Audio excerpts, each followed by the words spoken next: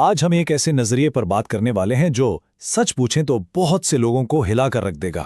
یہ ایک ایسا خیال ہے کہ پوری مسلم امہ کا مستقبل صرف ایک ملک پر منحصر ہے، اور وہ ملک ہے ایران۔ یہ سارا معاملہ شروع ہوتا ہے اس ایک لائن سے: امت کا مستقبل واقعی ایران پر منحصر ہے۔ یہ کوئی چھوٹا دعویٰ نہیں ہے، بلکہ ایک بہت ہی بڑا بیان ہے۔ تو آئیے دیکھتے ہیں کہ اس کے پیچھے کیا دلائل دیے جا رہے ہیں۔ تو آئیے اس کو ذرا کھول کر دیکھتے ہیں۔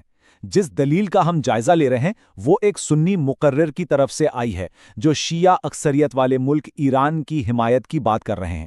ظاہر ہے یہ کوئی عام اتحاد نہیں ہے، اسی لیے یہ سمجھنا بہت ضروری ہے کہ اس کے پیچھے آخر سوچ کیا ہے۔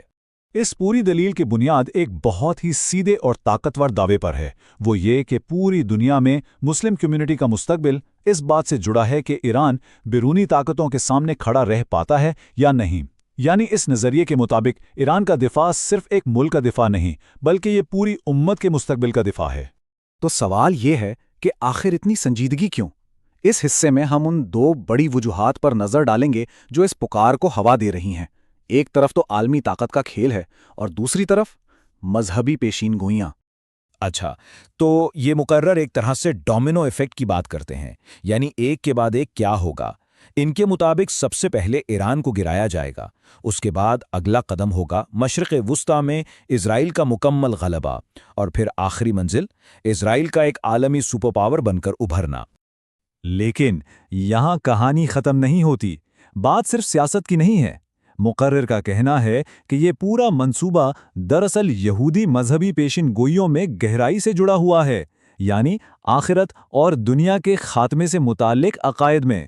اور یہ بات اس پورے معاملے کو ایک بالکل ہی الگ رنگ دے دیتی ہے۔ اور یہ نقطہ بڑا دلچسپ ہے کہ کیسے دو بالکل الگ سوچ رکھنے والے گروہ ایک ہی منزل کی طرف جا رہے ہیں۔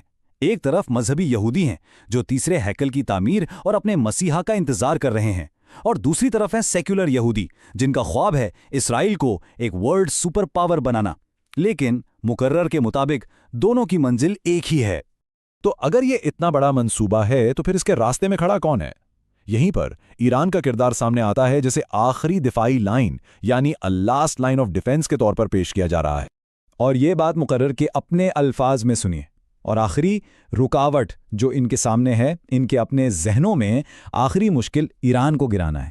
اس ایک جملے سے اندازہ لگایا جا سکتا ہے کہ اس پوری سوچ میں ایران کو کتنی زیادہ اہمیت دی گئی ہے۔ تو فرض کریں اگر یہ آخری دیوار بھی گر جاتی ہے تو پھر کیا ہوگا؟ مقرر کے مطابق نتائج پوری دنیا کے لیے تباہ کن ہوں گے۔ مراکش سے لے کر انڈونیشیا تک مسلمانوں کو شدید مشکلات کا سامنا کرنا پڑے گا، کیونکہ اس طرح اسرائیل اپنا حتمی مقصد حاصل کرنے میں کامیاب ہو جائے گا۔ اب ہم اس دلیل کے اس حصے پر آتے ہیں جو شاید سب سے زیادہ متنازع ہے۔ یہ ان مسلمانوں کے بارے میں ہے جو یا تو اس موقف سے اتفاق نہیں کرتے یا پھر غیر جانبدار رہنے کا فیصلہ کرتے ہیں۔ مقرر کے نزدیک یہ کوئی معمولی بات نہیں ہے۔ تو پھر ایک بہت اہم سوال اٹھتا ہے کہ ان مسلمانوں کا کیا جو اس سوچ کی حمایت نہیں کرتے یا کہتے ہیں کہ ہمیں اس معاملے میں نہیں پڑنا؟ جواب بہت سیدھا اور سخت ہے، بغیر کسی لگی لپٹی کے۔ مقرر کے الفاظ میں وہ بنیادی طور پر غدار ہیں۔ یہ ایک بہت ہی سنگین الزام ہے، تو دیکھتے ہیں کہ اس کی وضاحت کیسے کی گئی ہے۔ تو یہاں غداری کا مطلب کیا ہے یہ سمجھنا ضروری ہے۔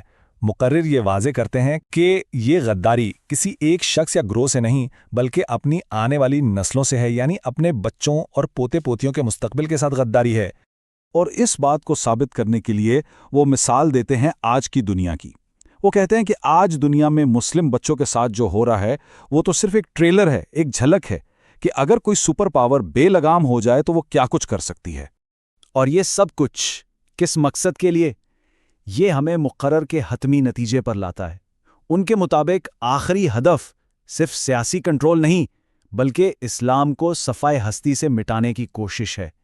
یہ ایک وجودی خطرہ ہے جو اس پوری دلیل کی بنیاد بنتا ہے۔ تو آخر میں یہ تجزیہ ہمیں ایک دوراہے پر لا کھڑا کرتا ہے، ایک ایسا انتخاب جس سے اس ماخوذ نے بقا کا